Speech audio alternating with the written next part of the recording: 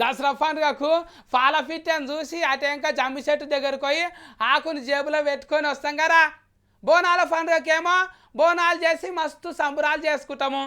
పోతరాజుల ఆటలు చిల్లరకోడలతో టన్న టన్న కొట్టుకుంటారు. మళ్ళీ సిగాలు కూడా ఉంటాయి. బతుకమ్మ పండుగలకేమో పెద్ద పెద్ద బతుకమ్మలు వేసి పండుగ చేసుకుంటాము. ఆంధ్ర దిక్కు సంక్రాంతి పండుగకు కోళ్ళ పందాలు ఎడ్ల పందాలు పెట్టుకుంటారు కదా. అగో గీలు కూడా ఒక పండుగను మస్తు సంబరంగా చేసుకుంటున్నారు. గదేంటిదో చూడుండ్రి, గమ్మతున్నది. అబ్బర కొడుకో ఎన్ని వంటలో చూసిండ్రా. అడవిలలో ఈ స్టేజీల మీద పిల్లి నాటకాలు నడిచినట్టు ముద్దుగా నడుస్తున్నాయి కదా. మళ్ళీ వీటిని మంచిగా తయారు చేసిండ్రు కదా. నెత్తి మీద టోఫులు పెట్టుకొని చేతిలో జెండాలు పట్టుకొని ఫైల్ వాళ్ళ లెక్కనే కూస్తున్నారు. వీళ్ళు అయితే కట్టెలు పట్టుకొని డప్పులు కూడా కొడుతున్నారు. మెల్లగా కొట్టుండ్రి. ఆయనతో గవి బుగులు పట్టి అటు ఇటు ఉరకగల. అమ్మో గిన ఊళ్ళతో కూర్చున్నాడు. చేతులు ముద్దుగానే ఊపుతున్నావు కానీ గట్టిగా పట్టుకోరా నాయన. ఆయనతో కింద కూడా పట్టి అంటే మూతి పండ్లు ఫరారు పచ్చలు అవుతాయి.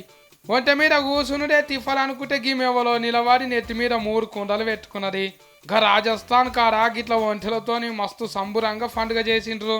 చూడనీక కూడా మాలాస్క మందే వచ్చిండ్రు. మా గల్లీలో ఒక ఆయన ఒంటె తీసుకొని వచ్చిండు. ₹10 ఇస్తే గల్లీ మొత్తం ఎక్కిపించి తిప్పుతా అంటానన్నాడు.